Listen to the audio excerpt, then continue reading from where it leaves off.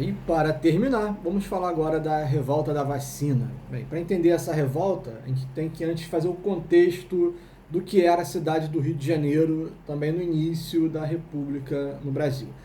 A cidade do Rio era a capital do Brasil, né, era a capital da República, assim como tinha sido também durante o Império, né, na cidade do Rio que ficava a corte, né, imperial, era a capital do Brasil também, o Rio de Janeiro continuou sendo capital. Só que era uma cidade extremamente suja e muito mal planejada. Na verdade, não tinha planejamento nenhum.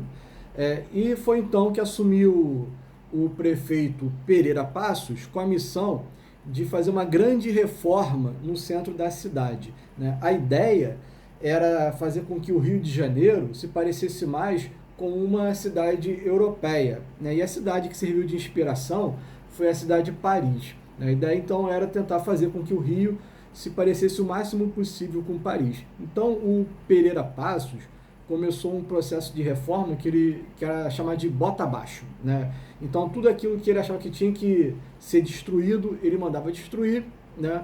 E para poder abrir avenidas largas, né, por onde iriam circular ali automóveis, com lojas finas, né, cafés, enfim. A ideia era modernizar a cidade do Rio de Janeiro, né? Além dessa parte estética da cidade, também havia uma preocupação muito grande com a questão das doenças, porque o Rio era uma cidade que era assolada por doenças como a febre amarela, né, a peste bubônica, que é a famosa peste negra. A gente já tinha saído né, já não estava mais na Idade Média há muito tempo, mas a peste negra estava assolando, né, a cidade do Rio de Janeiro.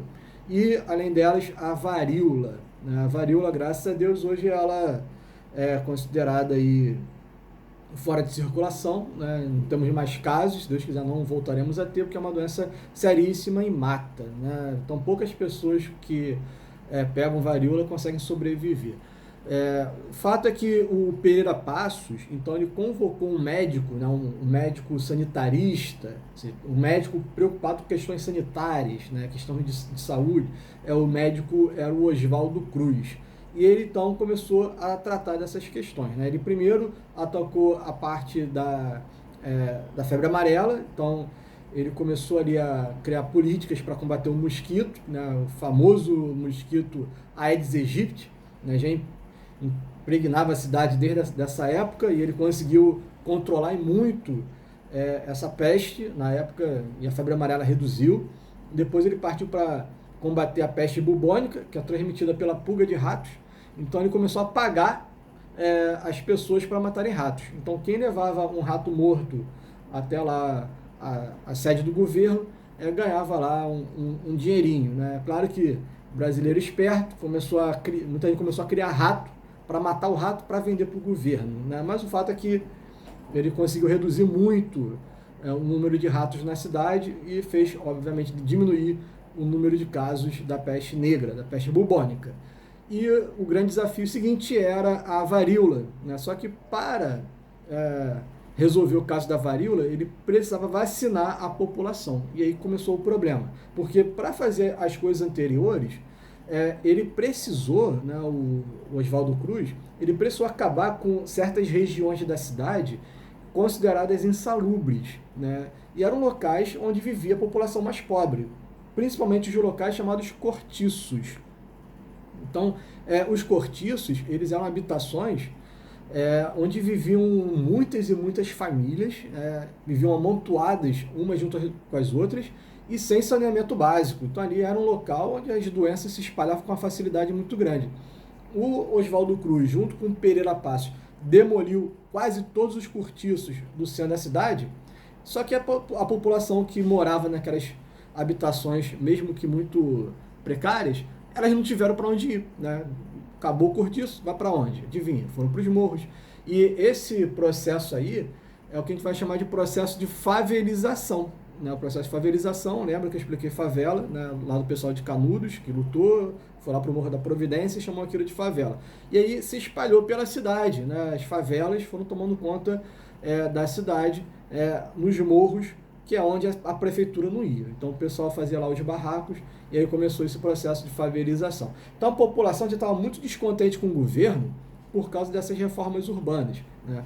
É, e quando o Oswaldo Cruz falou na vacinação, havia ainda muita falta de informação para a população, e isso não só para a população mais pobre, mas para a elite também. As pessoas não tinham noção do que era aquela vacina, né? Não sabiam. A única coisa que elas sabiam é que aquela vacina era feita com o vírus da varíola tirado da vaca, né, que ela sofria lá um tratamento e que aquilo injetado no corpo dela iria evitar que ela fosse contaminada. Mas até convencer as pessoas disso, muita gente achava que se tomasse a vacina ia ficar doente.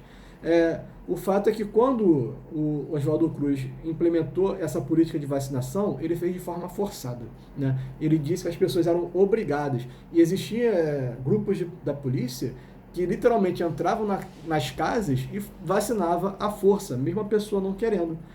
Isso fez com que as pessoas se revoltassem. Então essa revolta contra essa vacina obrigatória é o que a gente vai chamar de revolta da vacina, né? Mas eles têm que levar em consideração todo o contexto, né? O descontentamento da população com as reformas urbanas.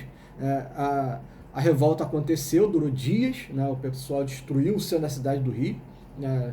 A revolta se espalhou por vários bairros da cidade e o governo voltou atrás e tirou a obrigatoriedade, né? Mas nos anos seguintes, através de campanhas de conscientização, o governo foi convencendo as pessoas a se vacinar e aí foi conseguindo conter o avanço da varíola.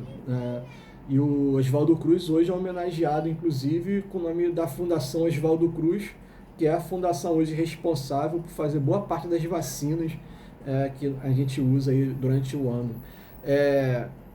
Sobre as reformas, né? O que a gente pode citar além do que eu já falei para vocês?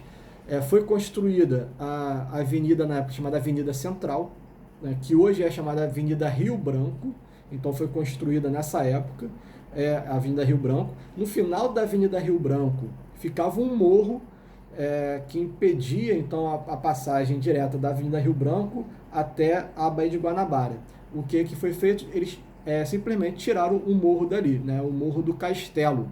Até hoje tem linha de ônibus que tem como destino o Morro do Castelo, né? E eles vão até o final da Rio Branco, mas não tem mais Morro do Castelo, só ficou o nome, né? E toda aquela terra que foi tirada do Morro do Castelo, eles foram jogando ali próximo da Baía de Guanabara e fizeram o que a gente chama hoje de aterro do Flamengo, né? Foi muita terra que saiu daquele morro e aí foi feito esse aterro, que é hoje o que a gente chama ali de aterro do Flamengo, e foi então criando esse Rio de Janeiro mais parecido com aquilo que a gente vê hoje em dia, tá bom? Então a gente encerra por aqui e até a próxima.